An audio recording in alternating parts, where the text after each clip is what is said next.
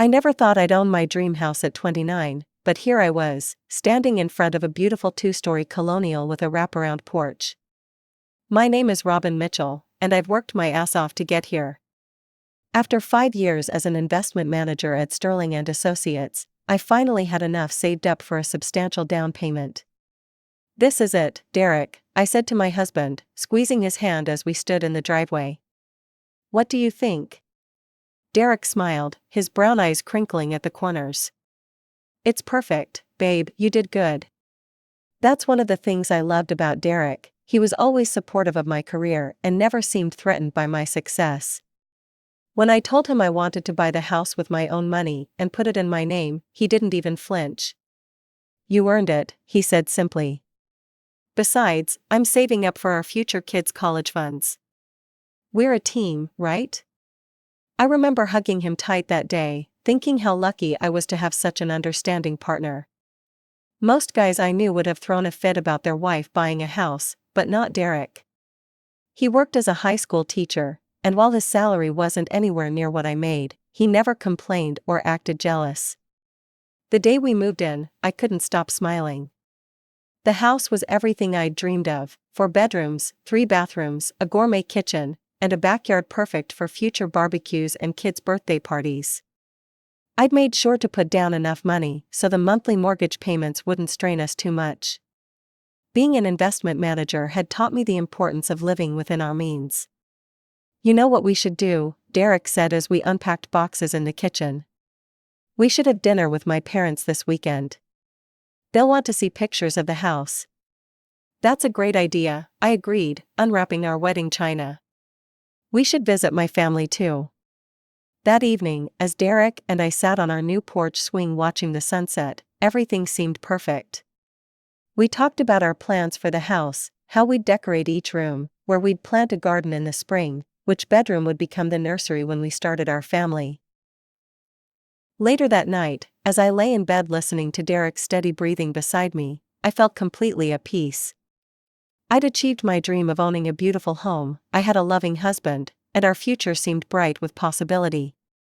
I drifted off to sleep, thinking about how perfect everything was. That first dinner with Derek's parents was supposed to be a simple celebration of our new home.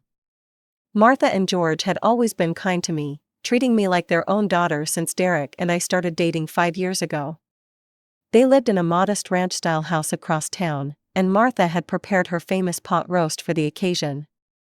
"So, tell us all about the house," Martha exclaimed as she passed the mashed potatoes.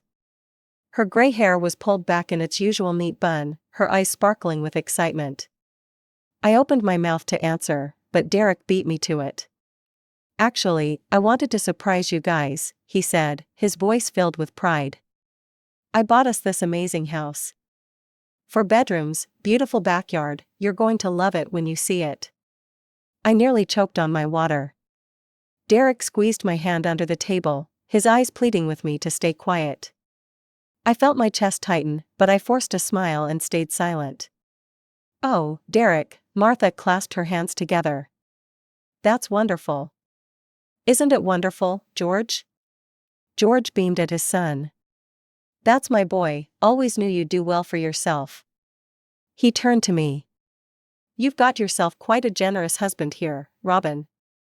Not many young men these days can afford to buy a house like that." I nodded mechanically, pushing food around my plate. The pot roast that had smelled so delicious minutes ago now felt like lead in my stomach. The rest of dinner passed in a blur of lies, Derek describing how he'd saved up for the down payment, his parents praising his financial responsibility, and me sitting there feeling like I was in some bizarre alternate reality. The drive home was silent until we pulled into our driveway that my money had bought. "What the hell was that?" I demanded as soon as we got inside. Derek ran his hands through his dark hair, a nervous habit I'd noticed early in our relationship. "I'm sorry, Robin, you know my dad, he's old school. He'd never understand a man living in a house his wife bought. It would kill him, and my reputation." "Your reputation?" I couldn't believe what I was hearing. "Please, Robin," he begged. "Can we just let people think I bought the house? It doesn't hurt anyone, and it makes things easier for everyone." I shook my head, thinking how childish this whole thing was, but looking at his pleading face, I didn't have the heart to argue. "Fine," I sighed, "whatever makes you happy." A week later, we were sitting in my parents' living room, and history repeated itself. My mom and dad were there, along with my younger sister Emma, who was visiting from her apartment downtown. Emma and I had always been close, despite being different as night and day. While I was the practical one who went into finance, she was the free spirit who jumped from job to job, trying to find herself. "We bought a house," Derek announced proudly. "Well, I did. Wanted to give Robin the home she deserves." I watched my family's reactions like I was watching a movie. Mom and Dad were beaming, congratulating Derek on his success. But it was Emma's face that caught my attention. She smiled and offered her congratulations, but I knew my sister too well to miss the flash of jealousy in her eyes. She'd always wanted the perfect house, the perfect life, and here I was, living her dream, or so she thought. 2 weeks after the family dinners, I threw a housewarming party. I'd spent days preparing everything, setting up the new furniture, hanging artwork, and making sure every room looked perfect. The house was filled with the smell of appetizers and the sound of laughter as our friends and family arrived. "Let me give you the grand tour," Derek announced to the group, puffing out his chest like a proud peacock. "Wait until you see what I picked out for the master bathroom." I almost snorted into my wine glass. The master bathroom he was so proud of? I'd chosen every tile, every fixture, and even that fancy rainfall showerhead he loved so much. But there he was, leading our guests from room to room, talking about his vision for the house and how hard he'd worked to afford it all. The party was a success, and life settled into a comfortable routine. Derek and I both worked during the day, came home to our beautiful house in the evening, and spent weekends making it more and more like home. Everything was perfect, until exactly 6 months after the housewarming party. I was enjoying a quiet Sunday afternoon when the doorbell rang. I opened it to find Emma standing there, her mascara running down her cheeks and her shoulders shaking with sobs. "Emma, what's wrong?" I pulled her inside, genuinely concerned. My sister wasn't the type to cry easily. "They cut my hours at work," she choked out, collapsing onto our couch. "I'm barely making part-time now, and my rent." She dissolved into fresh tears. I sat beside her, rubbing her back like I used to when we were kids and she'd had a nightmare. "How bad is it?" "I can't afford my apartment anymore, Robin, I need a place to stay." She looked up at me with those big brown eyes we'd both inherited from our mom. "Can I stay here? Just until I figure something out?" I hesitated. "What about Mom and Dad's place? They have that spare room." "Their house is on the other side of town," Emma protested, wiping her eyes. "It would take me forever to get to work from there." "Your place is perfect, it's close to everything, and you have all these empty bedrooms." "I don't know, Emma, let me think about it." She nodded reluctantly, and I promised to call her later. Not 10 minutes after she left, my phone rang. It was Mom. "Robin, your sister just called me crying," she said without preamble. "You have to let her stay with you. She's family." That evening, I discussed it with Derek over dinner. "Emma needs a place to stay," I explained, pushing my pasta around my plate. "She's in a tough spot with work, and she should stay with us," Derek said immediately. "We have the room, and she's family. It'll be fun having her around." I looked at him in surprise. Derek had always gotten along well with Emma, but I hadn't expected him to be so enthusiastic about having a houseguest. A few days later, Emma moved in. I helped her set up in one of the spare bedrooms, the one with the best morning light that I'd been planning to turn into a home office. The first few weeks weren't bad at all. In fact, they were surprisingly pleasant. I'd come home from a long day at the investment firm to find dinner on the table, not just takeout or simple pasta, but real, home-cooked meals. The house was spotless, laundry was always done, and Emma seemed genuinely happy to help. But then things started to change. It was subtle at first, so subtle that I wondered if I was imagining it. Here's your coffee, Derek, Emma would say at breakfast, setting down his mug with a flourish. Black with just a hint of sugar, exactly how you like it. Robin always makes it too sweet, doesn't she? Or she'd be folding laundry and comment, I noticed your shirts were always wrinkled before, Derek. A little extra care makes such a difference, don't you think? I tried to ignore it, but the constant comparisons were getting under my skin. One evening, after a particularly pointed comment about how she'd finally gotten the kitchen properly organized, I pulled her aside. Emma, can we talk? I asked, trying to keep my voice level. These comments you're making. She looked at me with wide, innocent eyes. What comments? About being a better hostess, about how much better the house is since you moved in. Emma laughed, waving her hand dismissively. Oh my God, Robin, you're being so sensitive. I'm just joking around. Don't tell me you're jealous of your little sister doing some housework? But it wasn't just the comments. 2 weeks later, I came home from work to find Emma in the kitchen wearing what could barely be called clothing, a sheer tank top and tiny shorts that left little to the imagination. Derek was sitting at the counter, ostensibly working on his laptop, but his eyes kept drifting up. Emma, I hissed, pulling her into the hallway. What are you wearing? It's hot in here, she protested, but her smirk said otherwise. Go change, now. She rolled her eyes but complied, switching into her regular loungewear. Later that night, as Derek and I were getting ready for bed, he brought it up. Don't you think you were a bit harsh with Emma earlier? He asked, climbing into bed. She's just comfortable around family. I stared at him. She was practically naked. You're exaggerating, besides, it's her home too now. His words hit me like a slap. Her home? When had that happened? The next morning, I confronted Emma over breakfast.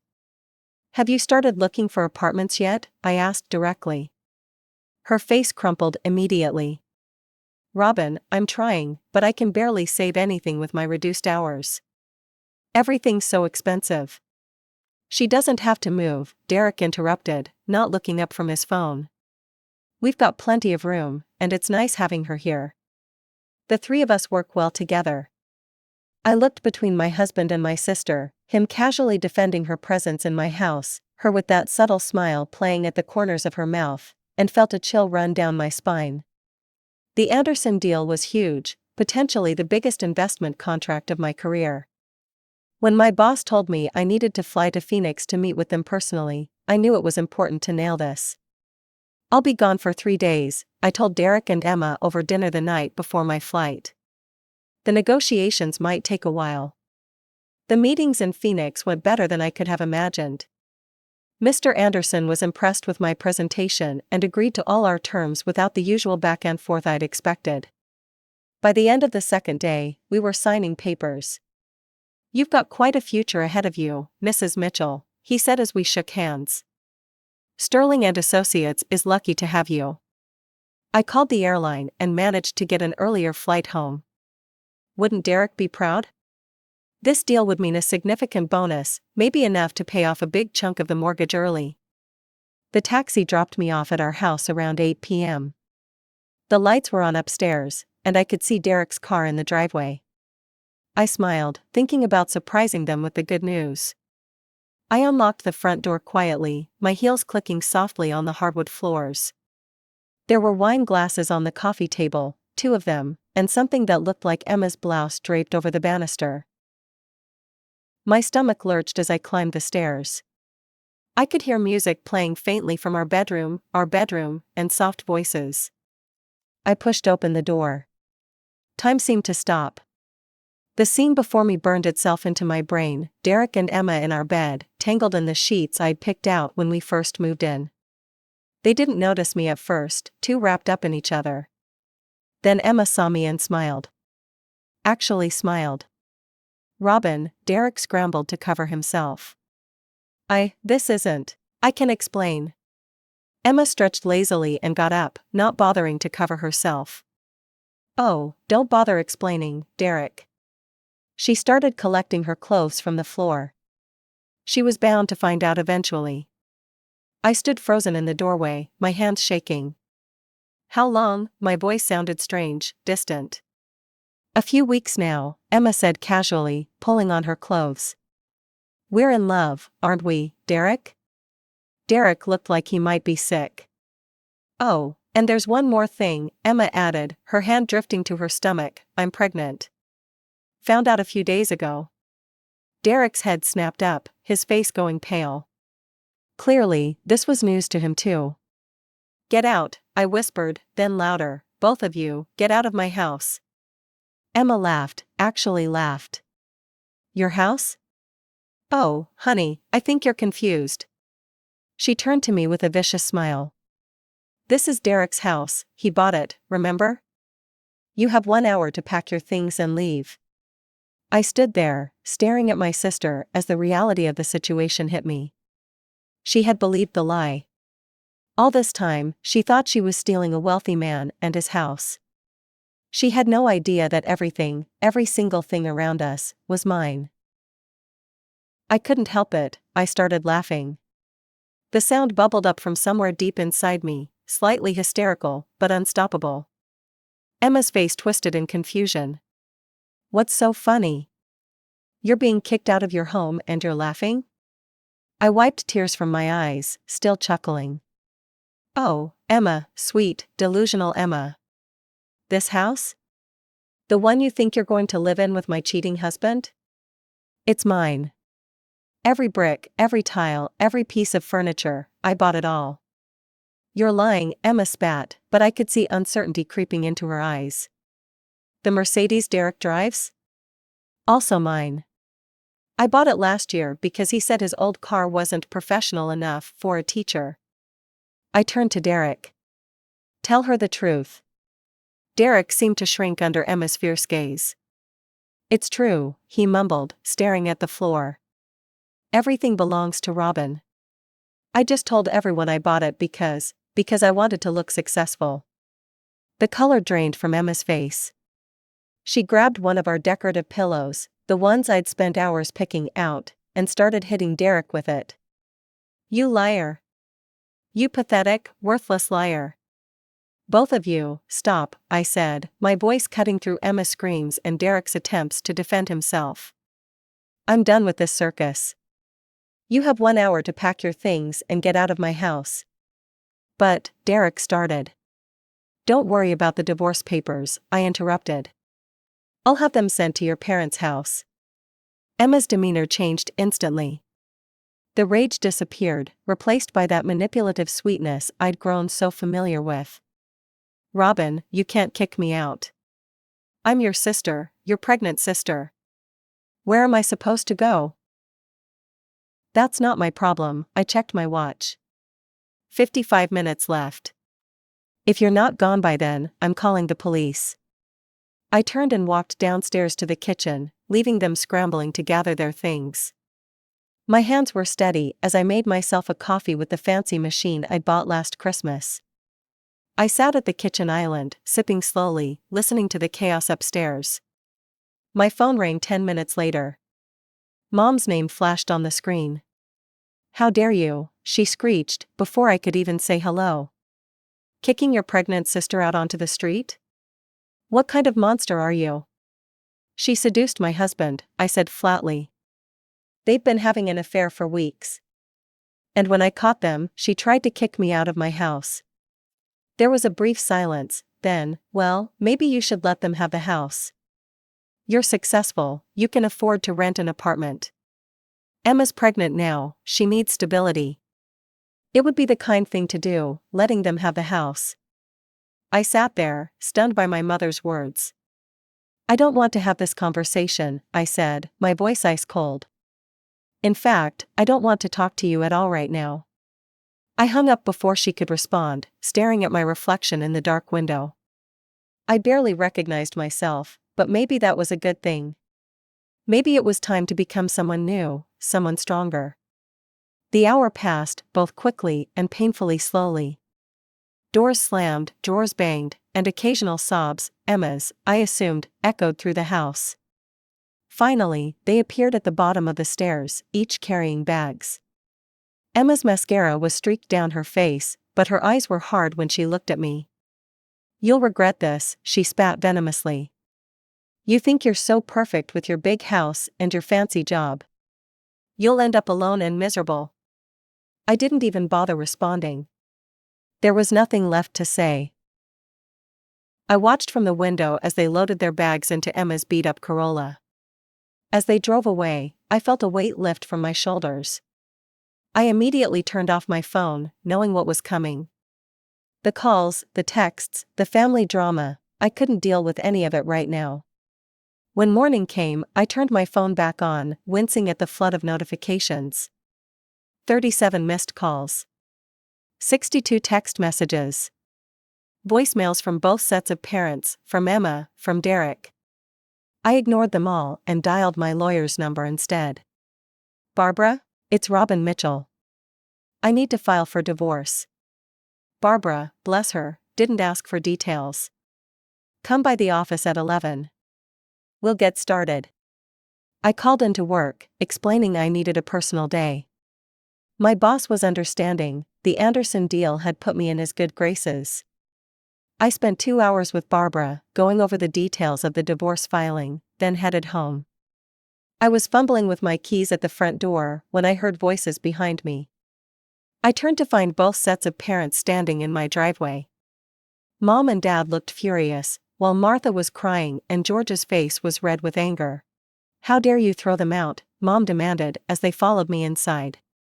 "Your own sister, your husband. You can't just kick a man out of his own house," George added. "The house he bought." I'd had enough. I walked to my home office, pulled out the folder of house documents I kept there, and returned to the living room. "Actually," I said, spreading the papers on the coffee table, "let me show you something interesting." They gathered around as I pointed to the documents. "Look at the buyer's name. Look at where the down payment came from. Look at who's on the mortgage."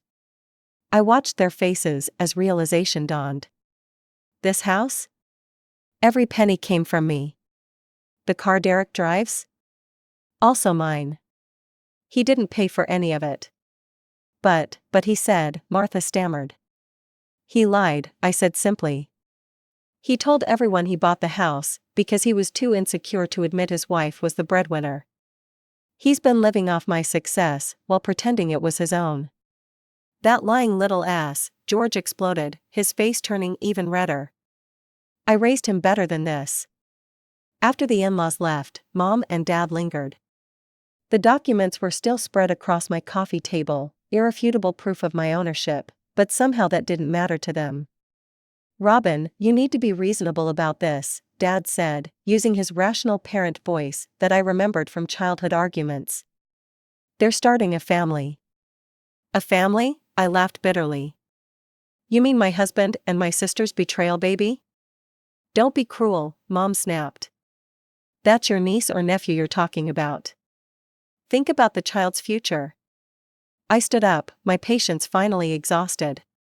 "Let me get this straight.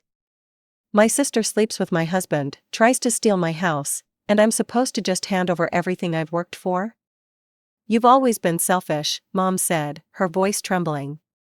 "Always thinking about yourself. When you were little, you never shared your toys with Emma." "This isn't about toys, Mom. This is my life, my home, my marriage they destroyed."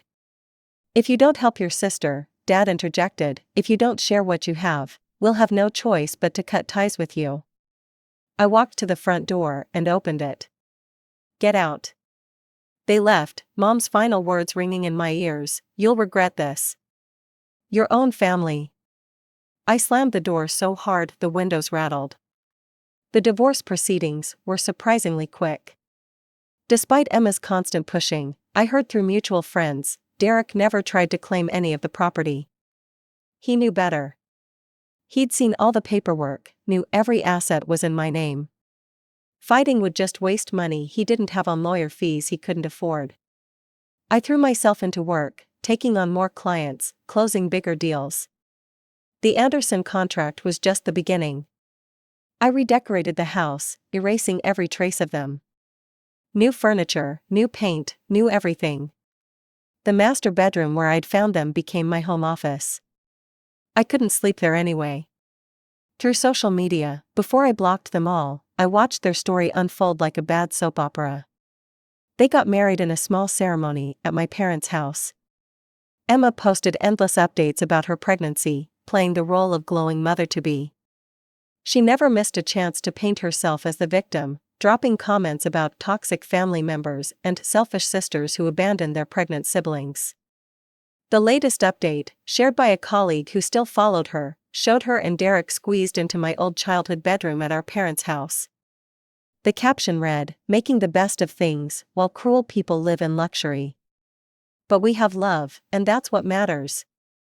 I closed the tab without reading the comments. Let them play happy family in their borrowed bedroom. Let my parents coddle them and pretend their precious Emma did nothing wrong. Let them all live in their bubble of delusion. Me? I'm doing just fine. The house is peaceful now, filled with only my things, my choices, my life. Sometimes silence is better than toxic company, and sometimes the family you're born into isn't the family you need to keep.